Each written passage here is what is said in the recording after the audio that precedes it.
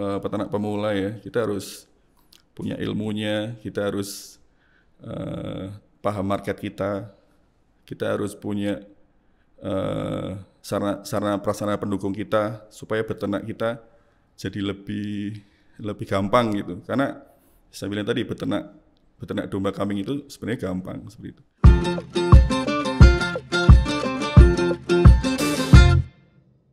Halo, Assalamualaikum warahmatullahi wabarakatuh. Ketemu lagi dengan saya Vita Krisna Dewi. Kali ini kita ketemu dengan tokoh Kagama ya.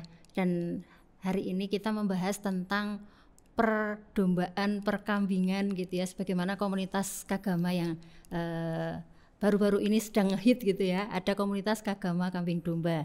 Nah, hari ini kita kedatangan tamu yang jauh-jauh dari Magelang. Namanya Mas Handoko, biar mempersilahkan diri ya. Saya persilahkan diri untuk memperkenalkan. Halo Mas Handoko, selamat pagi. Selamat pagi, Assalamualaikum warahmatullahi wabarakatuh. Waalaikumsalam. Gimana, sehat Mas? Alhamdulillah sehat. Ya. Mungkin perkenalan dulu Mas. Oke. Nama saya Handoko Hariswarso dari peternakan Tidar Kerajaan Farm dari Kota Magelang yang berkecimpung di domba breeding dan pengemukan juga, seperti itu. Dulu alumni mana Mas?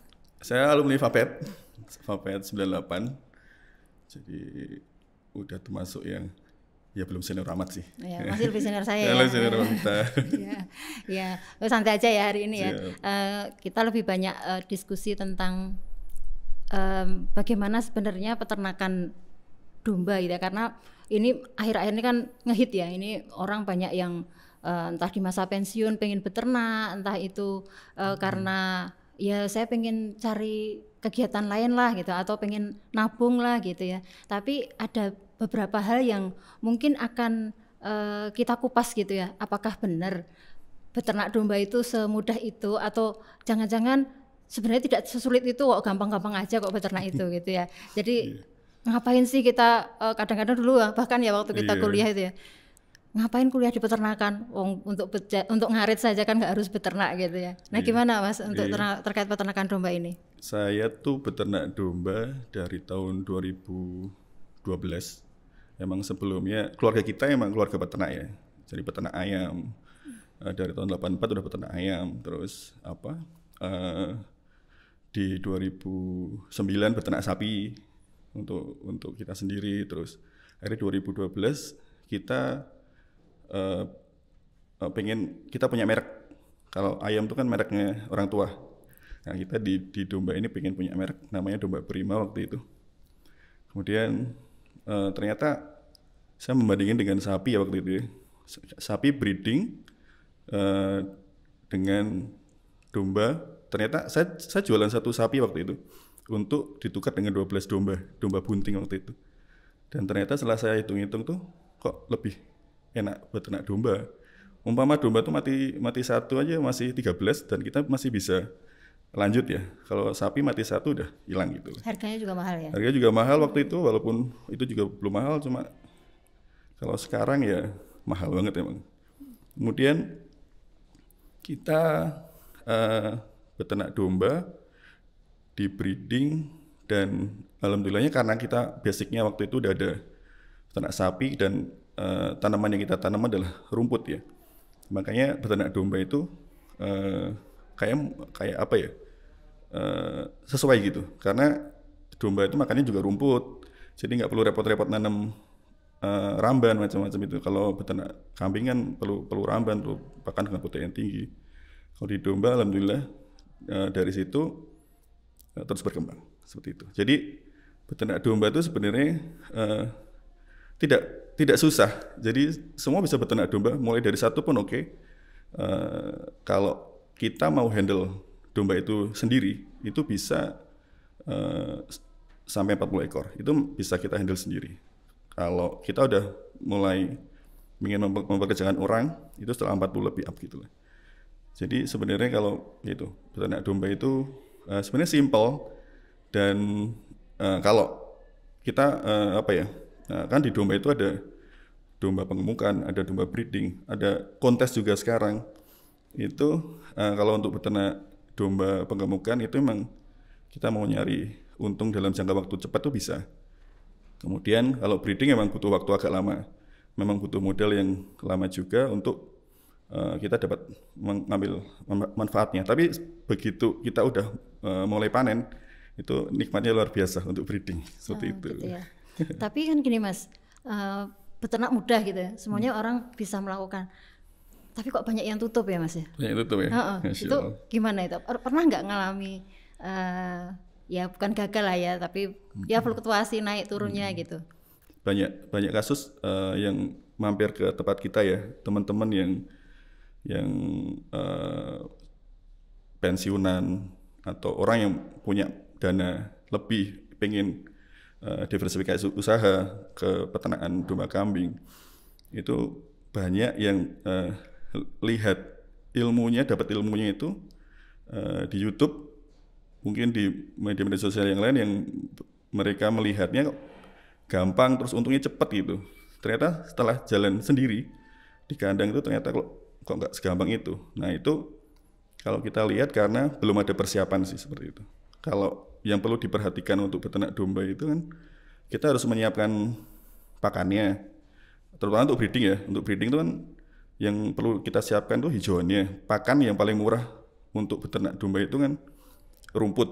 Rumput, kita punya lahan tanam rumput, mungkin di awal modalnya tinggi, cuma begitu panen, setiap sirkulasi panen rumput itu bisa panen lama dan dihitung-hitung lebih murah gitu. Kemudian belum ada persiapan ilmu atau bisa ilmu manajemen, ilmu macam itu, ilmunya belum cukup, udah langsung pengen hasil kan. Terus ilmu tentang kesehatan itu juga sangat, karena hubungannya kita kan domba dengan makhluk hidup ya. Itu kalau kita salah sedikit melangkah aja ya resikonya fatal gitu. Begitu domba kita nggak mau makan selama 3 hari, udah itu tanda tidak bagus. Makanya harus ada usaha pencegahan, usaha yang menuju ke ternak kita biar sehat gitu. Jadi karena berhubungan dengan domba yang makhluk hidup ya harus sebisa mungkin domba kita sehat. Itu nanti ada hasilnya di situ. Dan yang paling penting sebelum kita usaha adalah market pasar. Jadi kalau kita usaha tapi kita masih meraba-raba marketnya, sebaiknya ditunda dulu. Kita sebisa mungkin cari marketnya dulu, terus kita mungkin bisa bermitra atau apa, terutama untuk penggemukan ya. Untuk penggemukan kalau kita punya ilmu ilmu menggemukan dan kita bisa menghasilkan domba yang bagus, tapi kalau ternyata market kita nggak bisa, ya repot nanti di akhir panen. Akhirnya kita akan tergantung sama ini belantik ya, belantik. Walaupun belantik penting di lingkungan peternakan, cuma kita nggak bisa mengoptimalkan harga yang akan kita minta gitu, karena kunci utama di bisnis ini kan tetap keuntungan. Jadi kalau kita usaha dombanya bagus tapi nggak untung ya repot juga, seperti itu. Iya, betul. Ya, kuncinya di pasar ya berarti ya. Pasar, karena kebanyakan orang juga ya sebenarnya kan kuncinya kalau kita pengen usaha ini berjalan kan harus ada pemasukan kan gitu. Kalau nggak ada pemasukan akhirnya ya ini mau gimana lagi. Bahkan kadang-kadang apalagi penggemukan ya pakan harus beli gitu kan. Semua, iya. Iya. Terus sebenarnya memasarkan domba ini kemana aja sih Mas sebenarnya? Kalau kita bisa buat kalau di komunitas kita itu ada program lembu bareng ya. Itu jadi penggemukan semua bakalan dari kita, pakan dari koperasi, dari macam-macam, marketnya pun dari mereka. Itu gampangnya di situ. Jadi kita pelihara, nggak usah mikir market. Kalau ikut ke kemitraan gitu, yang ngurusi market mitra kita. Tapi di domba ada yang hasilnya paling bagus. Itu adalah di kurban. Jadi market utama kita sebenarnya di kurban, karena di saat itu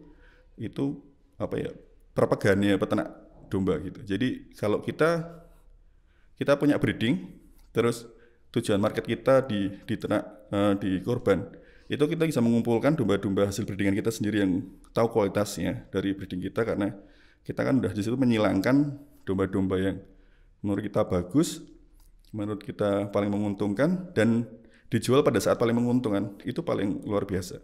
Selain itu juga untuk AKK, itu juga kita bisa ngasih harga yang lebih mahal dari kita jual ke belantik gitu. Kemudian market yang lain adalah ke jagal. Jagal itu mungkin harga yang paling rendah ya, bukan rendah sih, yang paling umum karena real harga domba itu di jagal sebenarnya gitu. Jadi kalau kita pengen hasil yang paling menguntungkan di korban dan AKK, kalau pengen kita hasilnya apa adanya di jagal, dan yang ada market yang yang menarik juga adalah kita jualan indukan bunting. Dari tempat kita punya betina berkualitas bagus, kita punya jantan kualitas bagus, kawinkan, kita bisa jual indukan bunting. Dan dari seleksi dari breeding kita juga bisa jual indukan atau doro yang berlanjut untuk ke breeding, dan itu harganya lebih bagus daripada dijual untuk dipotong seperti itu. Oh iya, oke.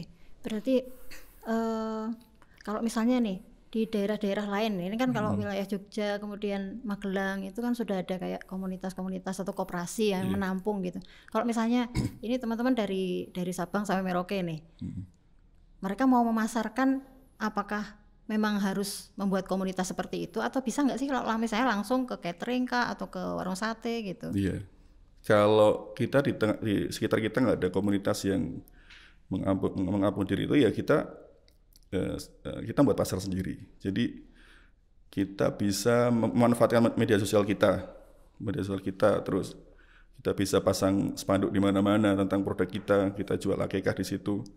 Terus kita jual dengan branding branding domba kita, ternak kita yang sudah kita bangun sejak lama, dari awal kita mulai berdiri dari yang mungkin jauh dari market gitu kan. Itu dengan media sosial bisa terhubung semua. Dan sekarang itu kan untuk kendaraan-kendaraan yang mengangkut hasil ternak kita dari mana-mana itu bisa dengan kita sebut transporter ternak itu kan. Itu banyak transporter ternak yang bisa memindahkan domba kita dari kandang kita ke pembeli yang mungkin dari jauh gitu. Jadi jasa pengiriman gitu ya. Jasa pengiriman itu bisnis juga di ternak domba kambing yang keuntungan juga optimal juga di situ. Seperti Oke, tadi pasar ya Mas ya. Pasar. Terus tadi kan disampaikan memang untuk memulai beternak ini modalnya kan nggak kecil ya. Artinya kalau kata YouTube kan memang segini nih modalnya nih buat bikin kandang, kemudian buat bikin beli ternak, kemudian biaya pakan, terus nanti dikurangi ini ya biaya SDM, obat dan sebagainya, itu keuntungan gitu. Nah sehingga orang merasa bahwa ini gampang nih gitu. Nah masalah pembiayaan ini kira-kira sebenarnya seberapa besar sih Mas? Paling tidak itu kira-kira loh. Pembiayaan sebenarnya ke nomor sekian gitu ya. Yang penting kita punya keberanian, tekad untuk beternak ya. Itu kalau dana itu kita bisa yang paling gampang modal bank ya. Tapi kan banyak tentu yang belum tentu mau masuk bank. Cuma kita bisa mengajak teman-teman kita yang mungkin punya modal tapi bingung mau diarahin kemana, kita bisa membuat proposal yang menarik dan realistis dengan apa yang terjadi di kandang kita, dengan target keuntungan jangka waktu tertentu yang bisa dipertanggungjawabkan. Itu untuk modal bisa dari situ. Terus juga bisa dari mana aja ya gitulah, seperti itu. Jadi modal itu kadang-kadang orang tua juga melihat usaha kita, kadang-kadang orang tua juga ikut campur untuk membiayai istri kita juga. Kalau kita bisa menjelaskan ini bisnis ini menarik, bisnis ini ada keuntungan, dan nanti dari keuntungan bisa ditabung macam-macam gitu untuk sekolah anak macam-macam. Istri masih tertarik, istri juga memodali seperti itu. Gitu. Oh iya. Tapi biasanya kan orang modalin itu memang kalau sudah jalan ya, artinya kita mungkin jalan dulu, nanti setelah itu baru untuk penambahan itu akan datang dari pihak-pihak lain gitu ya. Betul. Biasanya. Jadi kita harusnya kalau mau membuka investasi ke orang, kita harus udah settle dulu, kita udah punya laporan keuangan yang real, ada keuntungan di situ yang ada potensi keuntungan lebih yang bisa kita share ke investor gitu. Jadi ada keuntungan yang tidak ngotak-atik keuntungan kita gitu. Jadi dengan dana masuk dari investor itu bisa meningkatkan kuantitasnya bahkan kualitasnya gitu. Jadi kita harus pintar-pintar sih untuk memilih peternak mana yang cocok untuk investasi. Kalau kita banyak dari investasi seperti itu. Oh iya. Nah ini juga tips untuk para investor ya, calon investor kalau misalnya mau invest ke ternak, dilihat dulu profilnya gitu ya. Penting, iya. Penting itu seperti itu. Terus kemudian ini Mas, kita punya modal gede, kandang bagus, ternak oke semuanya, pakan juga bagus, tersedia semuanya. Nah biasanya kuncinya kan di SDM nih. SDM. Nah kalau selama ini Mas Handoko sendiri gimana manage SDM-nya ini? Saya di SDM itu, alhamdulillah dari awal saya beternak sampai sekarang ini ada beberapa anak kandang yang loyal ya. Jadi kita lihat kinerja dari anak kandang itu. Jadi kita udah menganggapnya saudara sih. Jadi menganggap anak kandang itu sebagai mitra, dianggap bagian dari keluarga itu luar biasa, masuk ke jiwanya mereka sampai ke tingkat loyal ya. Jadi apa yang berkembang di kandang kita itu sampai mereka bisa merasakan gitu. Jadi mereka mau minta tambahan gaji aja agak riko gitu kan kalau lihat situasi mungkin kandang kita yang kita harusnya jangan minta tambahan gaji dulu nih gitu. Nah kalau kita pas untung banyak itu kita juga jangan ngasih tahu mereka gitu kalau kita dapat untung lumayan nih gitu. Nah, nanti gajinya tambah gitu. Nah, untuk itu memang terutama untuk kandang yang baru itu memang kita bisa bekerja sama dengan sekolah menengah kejuruan peternakan. Di situ banyak lulusan yang insya Allah bagus-bagus. Mereka butuh pengalaman kerja untuk tingkat pekerjaan selanjutnya. Itu anak-anak SMK peternakan itu. Kita waktu itu mencari anak kandang, saya minta ke gurunya untuk dicarikan gitu. Carikan yang sesuai spek kita, sesuai keinginan kita, dan terseleksi jadi oleh gurunya. Jadi beliau membuat pengumuman di sekolah, karena guru ini kan teman-teman saya juga, teman komunitas, teman tenis saya. Dia tahu saya punya bisnis ini, dia mengumumkan di sekolahnya, banyak itu yang berminat lulusan SMK itu, dan mereka bukan masih nol ya, mereka udah punya pengalaman, dan kita bisa mengarahkan mereka dengan gaji yang tidak harus mahal. Yang penting mereka ada pengalaman menarik di situ, dan gajinya pun ya UMR lah, minimal UMR. Cuma bisa karena baru 1-3 bulan awal mungkin masih 75% atau berapa gitu. Setelah di 3 bulan up, kita baru evaluasi, ini lanjut, kalau lanjut gaji di 100% kan gitu. Itu dari seleksi di tingkat sekolah itu udah menarik gitu. Tapi kita ya juga harus memanusiakan ya. Jadi kita sediakan komplit di situ, kita sediakan tempat tinggal, karena mereka bekerja 24 jam di situ, seperti itu. Dan yang pasti ada libur cutinya juga, gitu. Jadi harus memperhatikan semua. Untuk SDM saya rasa harus, karena banyak kasus di kandang teman-teman itu sampai anak kandang itu berganti sampai puluhan kali itu. Jadi sampai orangnya karena beliaunya perfeksionis ya. Jadi begitu anak kandang tidak mau manut gitu, dia langsung dikeluarkan gitu. Atau kurang memanusiakan buat anak kandang gitu. Jadi hubungan yang baik antara anak kandang dengan owner itu sangat penting. Jadi anak kandang itu juga harus tahu keuntungan kita gitu. Walaupun tidak, tapi kita lihat, kita jualan produk kita. Ini kan mereka anak kandang kadang-kadang tahu harga dombanya berapa gitu. Ini bosnya payu 40 ekor gitu kan. Dikali 3 juta atau 120 juta, masa nggak dikasih tambahan sih gitu. Jadi kita ngasih mereka lah seberapa gitu. Udah seneng kok mereka. Jadi diuangkan tuh SDM tuh anak-anak kandang tuh seneng banget. Gitu, seperti itu. Ya. Oke, terus ini terakhir terkait dengan ini kan lagi marak nih. Domba pocong, Mas. Domba pocong, ya, domba pocong itu domba impor ya. Jadi karena importasinya itu bentuknya karkas beku, jadi kan nggak ada kepalanya, makanya disebut domba pocong. Apakah ini berpengaruh saat ini terhadap dunia peternakan domba? Domba pocong, domba karkas dari Australia, domba beku, pokoknya semua yang berhubungan sama impor.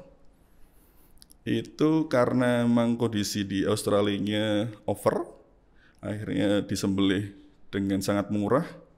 Akhirnya sampai ke Indonesia jauh di harga pasar Indonesia. Tapi untuk kualitasnya setahu saya ya campur aduk. Jadi setahu kita di Australia itu domba Dorper gitu ya. Domba Dorper, terus domba awasnya macam-macam. Kita bayangin kualitas dagingnya bagus gitu. Ternyata yang disembelih nggak cuma domba yang layak konsumsi. Jadi semua domba dipotong karena memang mereka butuh sirkulasi, butuh perputaran ekonomi di Australia. Jadi akhirnya mereka jual murah, masuk ke pasar kita yang kita sepertinya bebas gitu. Jadi domba lokal kita akhirnya kalah sama dari impor. Cuma secara kualitas domba kita lebih segar, harga kita lebih segar. Walaupun harga di tingkat lokal lebih mahal untuk domba lokal kita. Untuk karkas, setahu saya selisihnya hampir 50.000 berapa? 50 sampai 40.000 ya, luar biasa itu. Jadi kalau itu bisa jadi diversifikasi usaha juga sebenarnya. Oh gitu ya. Jualan. Bukan menjadi ancaman, tapi menjadi tambahan usaha gitu ya. Akhirnya nanti akan ketemu titik tertentu kok. Saya rasa untuk karena kita di pasar bebas ya, kita kan juga nggak bisa hindari domba-domba dari luar negeri gitu, karena status kita kan juga udah kena PMK juga nih, yang selama ini kita pakai tamengnya, Indonesia belum PMK, akhirnya karena PMK udah masuk, domba-domba masuk ke kita, akhirnya ya kita terima. Cuma akhirnya ini ke pembeli sih sebenarnya. Pembeli akhirnya mau memilih domba berkualitas lokal yang fresh atau domba impor yang murah tapi kualitasnya macam-macam seperti itu. Dengan treatment tertentu baru bisa kita masak gitu, seperti itu.